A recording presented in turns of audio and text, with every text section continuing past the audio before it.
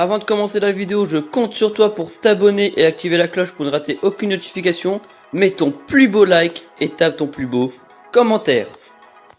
Bonjour à tous et à toutes, bienvenue dans une nouvelle vidéo. J'espère que mes explorateurs vont bien. En tout cas pour ma part ça va très bien. Le coronavirus est toujours là mais ça ne va pas nous empêcher de passer un agréable moment tous ensemble autour du MCU. Ah là là, le MCU.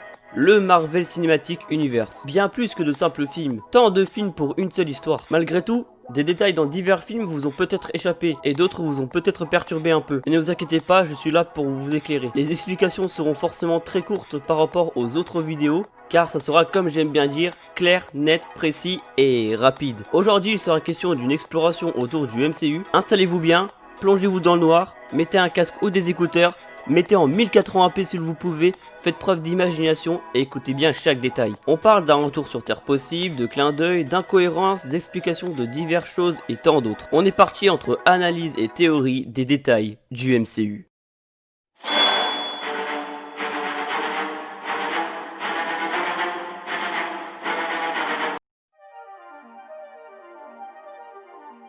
Pour ceux et celles qui pensent que le MCU ne s'intéresse pas aux relations amoureuses, eh bien détrompez-vous, car de nombreux couples ou coups de foudre existent, comme c'est le cas pour Tony et Pepper, Clint et Linda, Natasha et Bruce, Thor et Jane Foster, Vision et Wanda, Scott et Hope, Steve Rogers et l'agent Carter, Quill et Gamora, Peter et MJ et tant d'autres.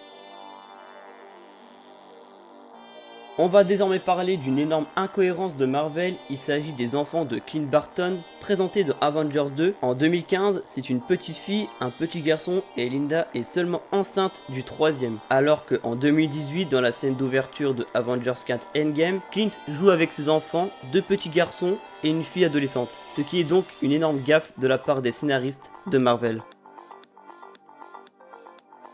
Une autre incohérence me dérange un peu, celle se déroulant dans Avengers 3, quand Tony Stark, Peter Parker et Doctor Strange sont dans le vaisseau en direction de Titan. Stephen Strange demande à Tony, je cite, « Stark, pourriez-vous nous ramener ?» Mais Stephen Strange n'a pas besoin de poser cette question, car on sait tous et toutes qu'il peut ouvrir divers portails pour se rendre où il veut. Alors oui, on peut se dire que ces portails ne fonctionnent pas en dehors de la Terre. Mais pourtant, Strange arrive à en ouvrir plusieurs pour Quill, Peter ou encore Mantis contre Thanos. Et donc, vous vous dites qu'on ne peut l'utiliser que sur une Terre. Et pourtant, Strange arrive à ouvrir un portail de Titan à la Terre pour la bataille finale de Endgame, et ainsi permettant à tous les disparus de Titan de revenir sur Terre. Alors, ma seule théorie serait qu'on ne puisse pas ouvrir de portail en plein vol dans un vaisseau dans l'espace, ou tout simplement dans l'espace.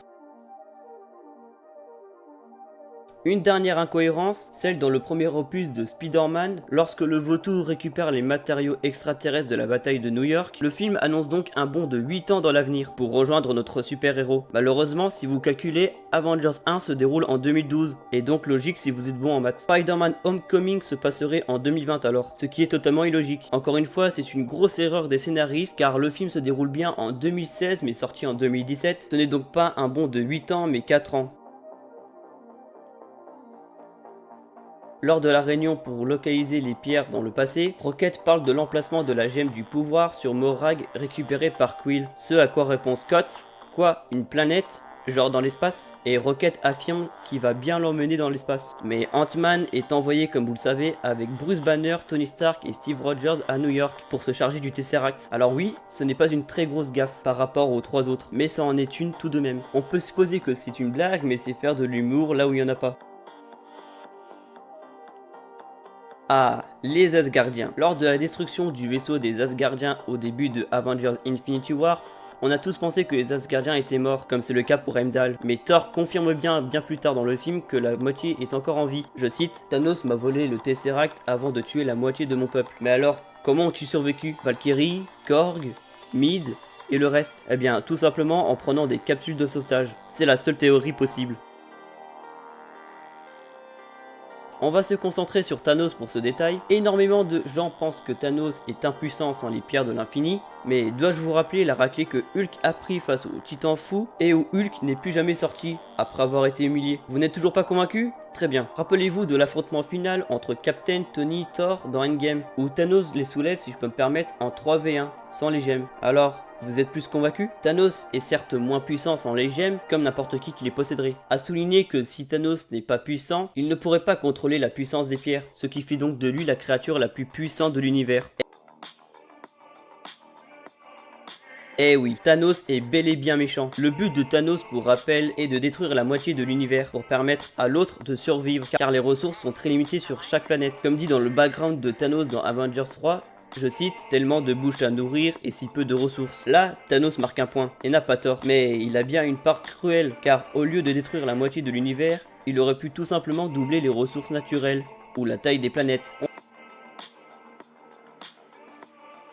On va terminer sur le gros détail du MCU que certains ne comprennent toujours pas. Il s'agit de Mjolnir et Stormbreaker, les deux artefacts surpuissants de notre dieu préféré Thor. Pour la hache de ce dernier, n'importe qui peut la soulever, contrairement à Mjolnir. Thanos en est l'exemple. Lorsqu'il utilise la hache pour essayer de tuer Thor dans Endgame, ses pouvoirs sont similaires à Mjolnir. La même capacité, utilité et proviennent toutes les deux de Nidavellir, et forgées à partir d'une étoile mourante, comme si bien expliqué dans Infinity War. Pour le marteau, ses origines et capacités sont similaires à Stormbreaker, mais ces deux armes ont chacun un pouvoir unique. Stormbreaker peut invoquer le Bifrost, le portail asgardien, détruit récemment à Asgard, et Mjolnir, quant à lui, personne ne peut le soulever sans en être digne. C'est là que les fans ont eu du mal lorsqu'ils ont vu Steve réussir à soulever le marteau. Tout le monde criait donc au scandale, mais non, car dans Thor 1, lors du bannissement de Thor, Odin explique clairement que quiconque en est digne possédera les pouvoirs de Thor, et Captain en est bien digne. Même dans Age of Ultron, Captain a bien failli le soulever. Steve Rogers en est vraiment digne,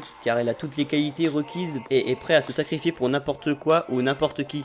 Voilà, c'est fini pour cette vidéo. Dites-moi si vous voulez un deuxième épisode de ce genre, car il me reste beaucoup en réserve. J'espère qu'elle vous a plu, en tout cas moi c'était un réel plaisir de vous la partager. Si c'est le cas pour toi aussi, je compte sur vous pour le pouce bleu, c'est sympa et ça récompense le travail fourni. Tu peux bien sûr aussi t'abonner pour rejoindre la chaîne et activer la cloche pour ne rater aucune notification. Quant à moi, je vous dis à bientôt pour de nouvelles explorations.